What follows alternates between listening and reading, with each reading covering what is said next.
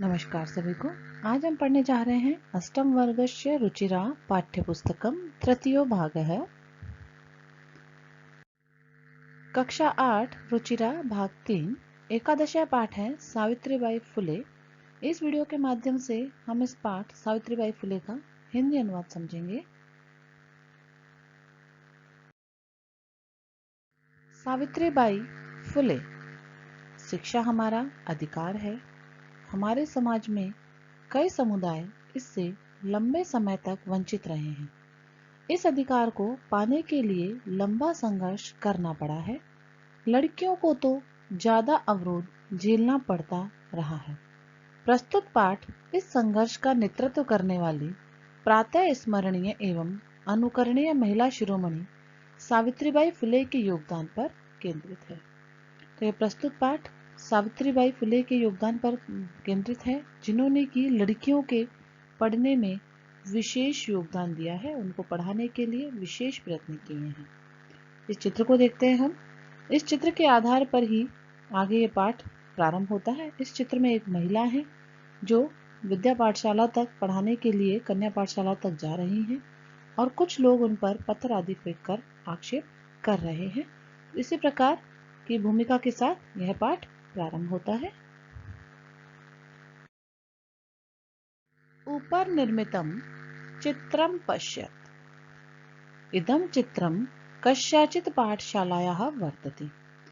ऊपर निर्मितम यानी ऊपर बने हुए इस चित्र को देखो। इदम चित्रम कस्याचित पाठशालायाः वर्तते। यह चित्र किसी पाठशाला का है। इयम सामान्य पाठशाला नास्ति। यह कोई सामान्य पाठशाला नहीं है। इयम अस्ति महाराष्ट्रस्य प्रथमा कन्या पाठशाला। यह महाराष्ट्र की प्रथम कन्या पाठशाला अर्थात बालिकाओं की पाठशाला है। एका शिक्षिका ग्राहक पुस्तकानि आदाय चलती। एक शिक्षिका घर से पुस्तकें लेकर चलती है। मार्गे कस्याचित तस्या ऊपरी। मार्गे अर्थात रास्ते में, कश्चित कुछ लोग या कुछ व्यक्ति, तस्या ऊपरी उसके ऊपर, धूलिम धूल को, किंचित च प्रस्तर खंडान क्षिपंती और कोई पत्थर फेंकता है। कहने का तात्पर्य है कि यह कन्या पाठशाला का चित्र है जहां एक शिक्षिका पढ़ाने के लिए पुस्तकें आदि लेकर आई हैं, लेकिन रास्ते में कुछ लोग उनके ऊपर धूल और पत्थर के टुकड़े फेंक रहे हैं, अर्थात उनको वहां पढ़ाने जाने से रोकना चाहते हैं, उनकी उपेक्षा कर रहे हैं। शब्दार्थ है आदाय लेकर, प्रस्तर खंडान पत्थर के टुकड़े, क्षिपति फेंकता है।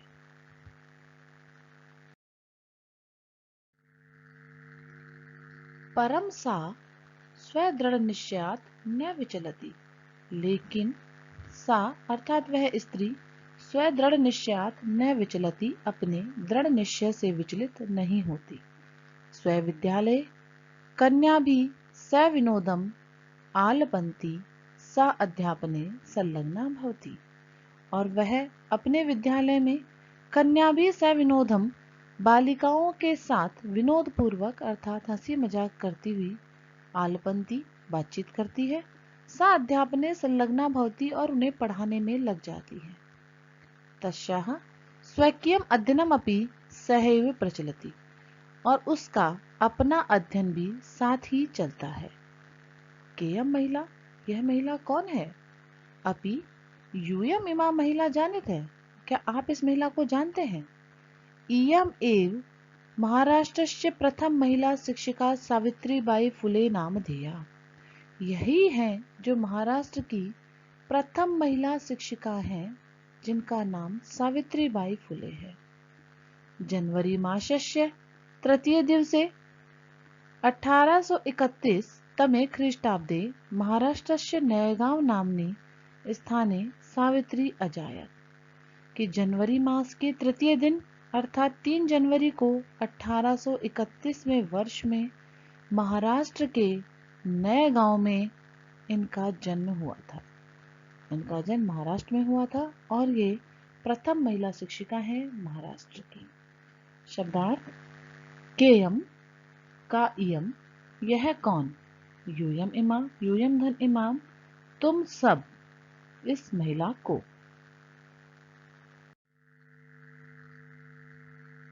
तस्याः माता लक्ष्मीबाई, पिता च खंडोजी इति अभिहितो। उनकी माता का नाम लक्ष्मीबाई और पिता का नाम खंडोजी है। नववर्ष देशीया सा ज्योतिबा फुले महोदयन परिणीता। जब वे 9 वर्ष की थीं, तभी उनका विवाह ज्योतिबा फुले महोदय के साथ कर दिया गया, अर्थात 9 वर्ष की अवस्था में ही उनका विवाह कर दिया गया। सो अपि, वे भी, अर्थात वह ज्योतिबा फुले भी, तदानीम उस समय त्रयोवर्षकल्पः एव आसीत्, केवल 13 वर्ष के थे। यतो ही सः स्त्री शिक्षाया प्रबल समर्थक आसीत्। लेकिन वे स्त्री शिक्षाया, वे ज्योतिबा फुले, सह यानी वह ज्योतिबा फुले स्त्री शिक्षा के प्रबल समर्थक थे। अतः सावित्र्याः मनसि स्थिता अध्ययन अभिलाषाः उत्साहं प्राप्तवती। अतः सावित्री के मन में स्थित अध्ययन की अभिलाषा को उत्साह प्राप्त हुआ, उनको पढ़ने की इच्छा और ज्यादा जागृत हो गई। इतः परम सा स आग्रहम आंग्ल भाषायाम अपि अध्ययन कृतवती। और इसके बाद उन्होंने आग्रह पूर्वक यानी अपने पति को कहकर आंग्ल भाषा में भी अध्ययन किया। तो सावित्रीबाई फुले का 9 वर्ष की अवस्था में विवाह हुआ, लेकिन जिनसे विवाह हुआ ज्योतिबा फुले वे स्त्री शिक्षा के समर्थक थे, इसीलिए उन्होंने सावित्रीबाई फुले को आगे पढ़ने का समर्थन किया और आंग्ल भाषा अर्थात अंग्रेजी भाषा का भी अध्ययन करवाया। अभी ही तो कहे गए हैं, परिणीता ब्याही गई।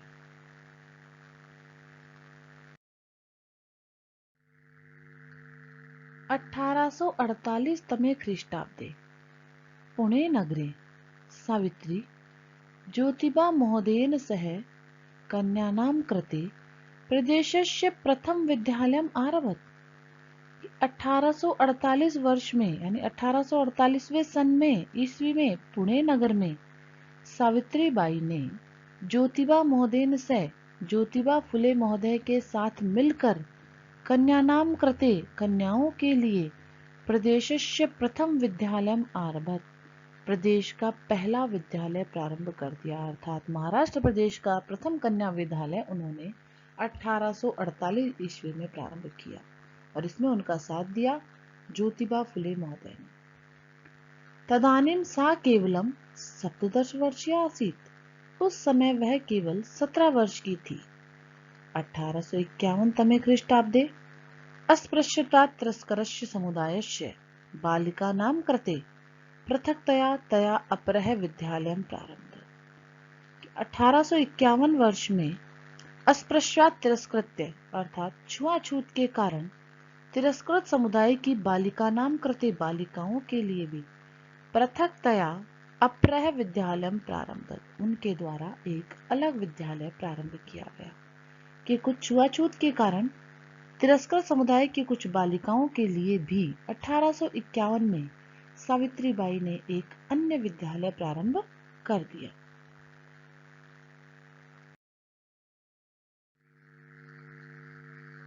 सामाजिक कुरीतीनां सावित्री मुकरम विरोधम अकरोत्। सामाजिक कुरीतियों का सावित्री बाई ने प्रबल विरोध किया। मुकरम अर्थात प्रबल विरोध किया।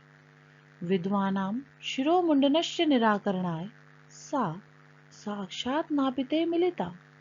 विधवा स्त्रियों के शिरोमुंडन, सिर के बाल काट दिए जाने को निराकरणाय रोकने के लिए, दूर करने के लिए सा साक्षात नापिते मिलिता, वह स्वयं जाकर नाइयों से मिली।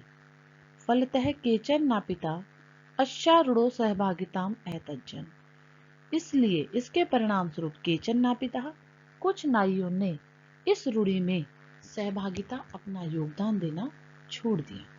अर्थात जब विधवा स्त्रियों के शिरोमुंडन की प्रथा थी, उसको दूर करने के लिए सावित्री बाई ने नाइयों के साथ मिलकर उन नाइयों को इस रूढ़ी में भाग लेने के लिए मना कर दिया और नाइयों ने भी उनका साथ दिया। एकदा सावित्र्या मार्गे दृष्टम, एक बार सावित्री ने रास्ते में देखा यत् कूपम निक्सा क्षीण वस्ताव्रता तथा कथिता निम्न जात्या कश्चित नार्य जलम पातुं याचन्ते इसमें। एक दिन सावित्री ने रास्ते में देखा कि कुएं के पास निक्सा अर्थात पास में क्षीण वस्ताव्रता फटे पुराने कपड़े पहने हुए तथा कथिता कहे गए निम्न जातीय नीची जाति की कोई नारी अर्थात कोई महिला जलम पातुम याचन्ते जल पीने के लिए याचना कर रही थी। उच्च वर्गीय उपहासन कुर्वन् और उच्च वर्ग के लोग उसका मजाक उड़ा रहे थे।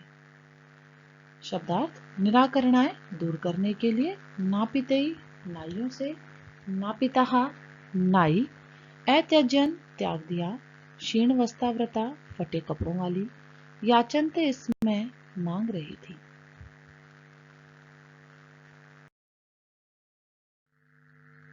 कूपात जलोद्धरणम अवार्यम, और जो ऊंची जाति के लोग थे वह उन्हें कुएं से जल निकालने के लिए अवार्यन मना कर रहे थे, रोक रहे थे। सावित्री एतत् अपमानम श्रोणुम न शक्नोत, सावित्री यह अपमान सहन नहीं कर सकी। सा ता स्त्रिय निजगृहम नीतवती, वह अर्थात सावित्री ने ता स्त्रिय उस स्त्रियों को अपने घर पर नीतवती ले गई। तड़ागम दर्शित्वा तालाब दिखाया, अकथयत और कहा चाहे यत यथेष्टम जलम न्यातम, यहाँ से जितना चाहो उतना जल ले लो। सार्वजनिको अयम तड़ाग है, यह तालाब सार्वजनिक है। अस्मात् जल ग्रहणे नास्ति जाति बंधनम, इसमें से जल लेने पर कोई जाति का बंधन नहीं है। तया मनुष्याणाम समानतया स्वतंत्रतायाश्च पक्ष सर्वदा सर्वथा समर्थित है। तया अर्थात उनके द्वारा, सावित्री के द्वारा मनुष्यों की समानता और स्वतंत्रता का पक्ष हमेशा हमेशा के लिए समर्थन किया गया। कहने का तात्पर्य है कि सावित्रीबाई फुले ने हमेशा ही मनुष्यों की समानता और स्वतंत्रता के पक्ष का समर्थन किया है।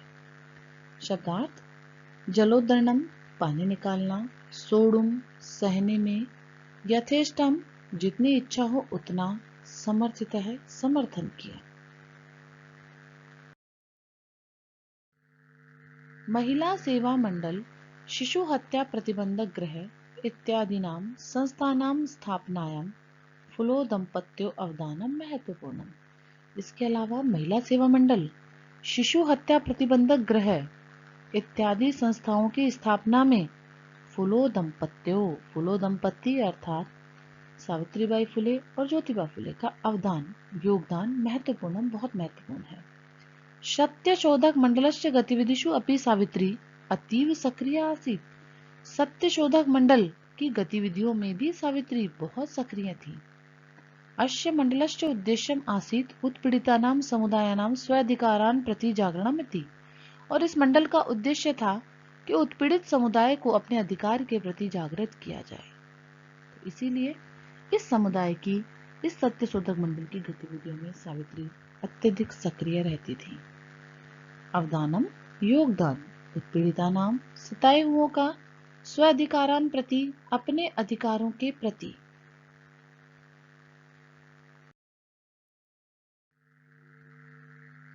सावित्री अनेकाः संस्थाः प्रशासन कौशलेन संचालितवती, सावित्री अपने प्रशासन कौशल से अनेक संस्थाओं का संचालन करती थी।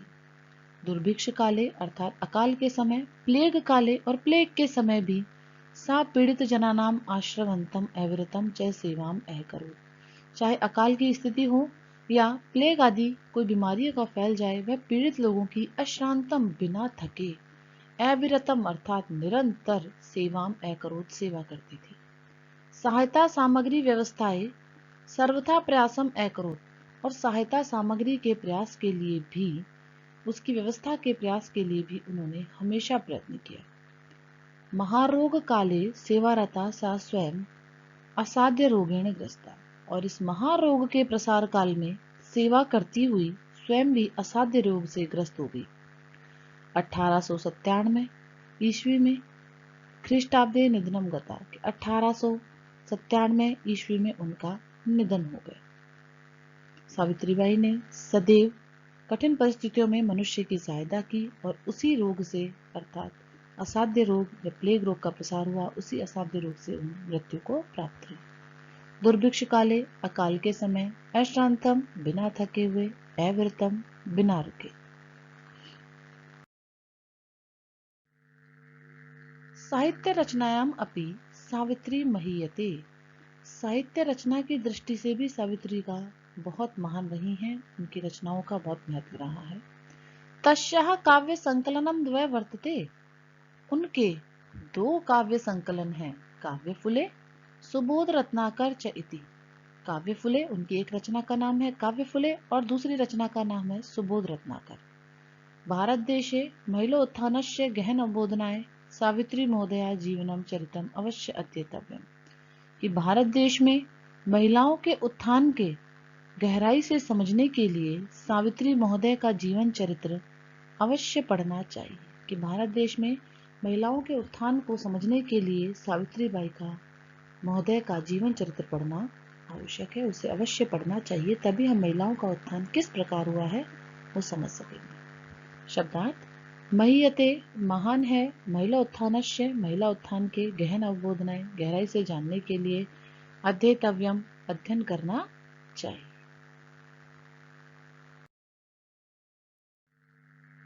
धन्यवाद है। इसी के साथ इस पाठ का अनुवाद यहाँ समाप्त होता है। नमो नमः।